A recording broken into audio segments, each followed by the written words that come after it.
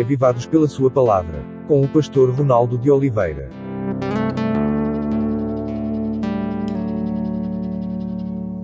Com muita alegria que recebemos você aqui no Cevisa, Centro de Vida Saudável Adventista, esse lugar maravilhoso que tem ajudado tantas pessoas a encontrarem seu rumo na saúde, não é? Os remédios da natureza.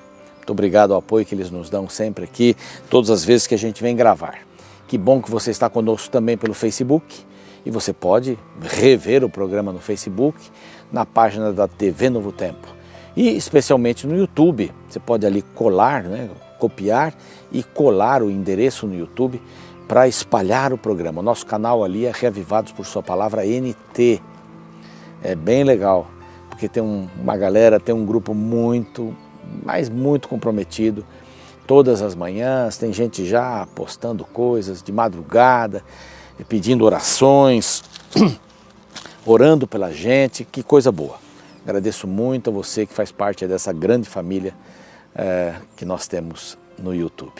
Estamos no capítulo 6 agora, de Gênesis, um livro maravilhoso, narrativa, muita história em pouco tempo, por isso que a gente vai passando, e vimos no capítulo anterior o esforço de Moisés, inspirado por Deus, de colocar ali Adão, o início de todas as coisas, seu filho Sete, então é a geração de Sete, que praticamente substitui Abel, né, que morreu, foi assassinado. Caim montou a sua geração. Então vamos dizer, havia os ímpios e havia os homens de Deus ali, através de Sete.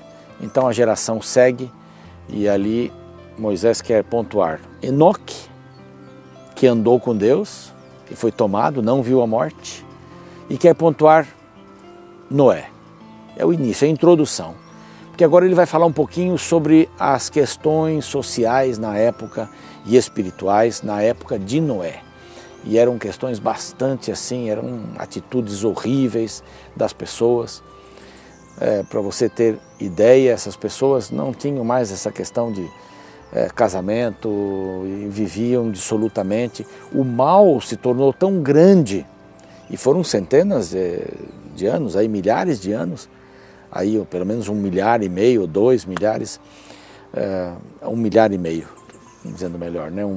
1.200 anos, 1.300 anos depois, nessa sequência cronológica aqui, genealógica, que a Bíblia nos apresenta, uns 1.260 anos depois, nasce Noé e a terra estava bem comprometida.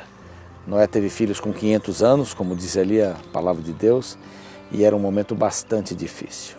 Adultérios, mortes, assassinatos, egoísmo, e tudo fruto do pecado, não é? Fruto da família de Caim, fruto de outras famílias que também viveram com Adão e que começaram a se afastar de Deus. Vendo os filhos de Deus que as filhas dos homens eram formosas, tomaram para si mulheres, as que entre todas mais lhe agradavam. De novo, eu quero fazer o que eu quero. Deus fica em segundo plano. Quando Ele não é primeiro na minha vida, Ele não é nada. Deus ficar em segundo lugar na minha vida não representa nada, porque quem está em segundo lugar não apita nada, não tem força nenhuma. Então Deus, colocado em segundo plano. Então as filhas dos homens, essa descendência de Caim, né? As pessoas pecaminosas e outras descendências mais, mas especialmente a de Caim. Sete fazia parte da outra descendência, daqueles que estavam seguindo os caminhos de Deus, daqueles que levavam um cordeiro como oferenda para Deus, um cordeiro para substituir os seus pecados, né? O cordeiro de Deus, simbolizando o Cristo, o cordeiro de Deus. Então, esse grupo que não acreditava em Deus e o grupo que acreditava em Deus, isso foi logo. Logo que saíram do Éden, a coisa já começou, a morte de Abel por seu irmão Caim. Então agora essas mulheres eram formosas, eram bonitas e eles começaram a se casar com essas mulheres. Eles pegavam as que os agradavam. Então a escolha do casamento é uma coisa muito importante, né? É uma decisão muito importante. É alguém que tenha o coração em Deus também. Alguém que possa entender que deve morrer cada dia e renascer como uma nova pessoa que Cristo trabalha e faz, uma pessoa que foi renovada pelo sangue de Cristo. a transformação da vida. Então você vai buscar alguém para se casar, que essa pessoa tenha um coração em Deus. Como é que você vai buscar alguém que não tem um coração em Deus? Que situação? É a mesma situação aqui, é a que eu quero, é a pessoa que eu quero. Não, Deus dá um padrão para essas pessoas. E o padrão começa a ter o coração na mão de Deus. É assim. Então eles viram isso e começaram a se casar.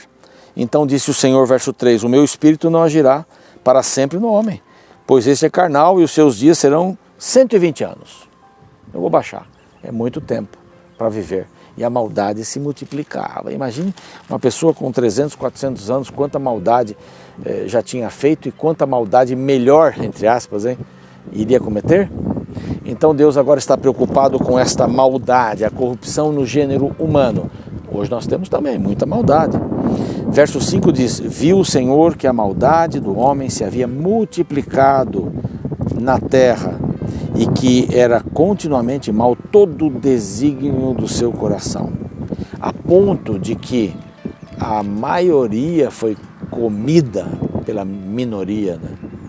E se tornou maioria. O mal entrou no coração de todos.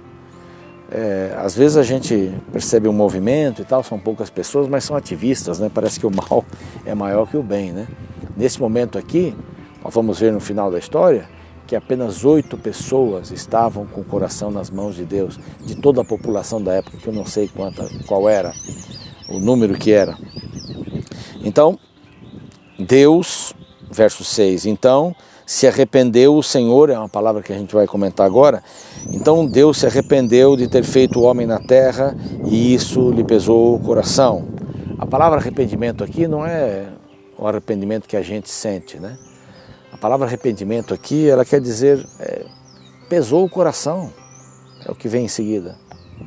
Não é puxa, que coisa terrível, eu fiz o homem de uma maneira tão delicada, minuciosa, ele escolheu seguir e ser amigo do diabo, e olha o que está dando.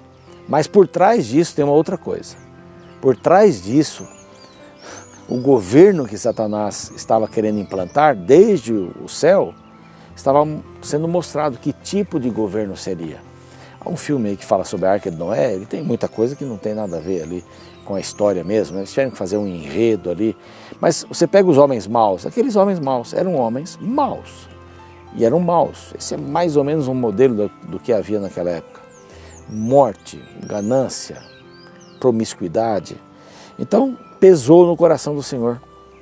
E disse o Senhor, farei desaparecer, vou varrer da face da terra o homem que criei, e o homem, o animal, os répteis, aves, porque me arrependo, não é? Me pesa o coração pelo que está acontecendo. Porém, Noé achou graça diante de Deus. Por que ele achou graça? Porque ele andava com Deus também, Noé andava com Deus. E por isso ele achou graça diante dos olhos de Deus. Deus viu que ali estava um coração que tinha a intenção de andar conforme a vontade de Deus. E agora vamos ver aqui as características no verso 9. E eis a história de Noé. Noé era homem justo, mesmo vivendo numa época de corrupção. Existe um lírio que nasce no pântano, e ele nasce branquinho, né? Mas nasce no pântano, ele não se contamina ali. E nós precisamos ser esse tipo de lírio, de Noé, não é? Era justo e íntegro entre os seus contemporâneos. Noé andava com Deus. Enoque andou com Deus, Noé andava com Deus.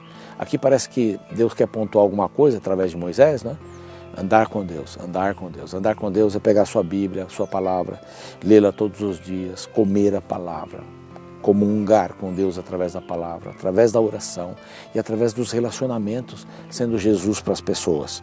E aí Deus anuncia o dilúvio. A terra estava corrompida à vista de Deus, cheia de violência. Resolvi dar cabo, verso 13, toda a carne.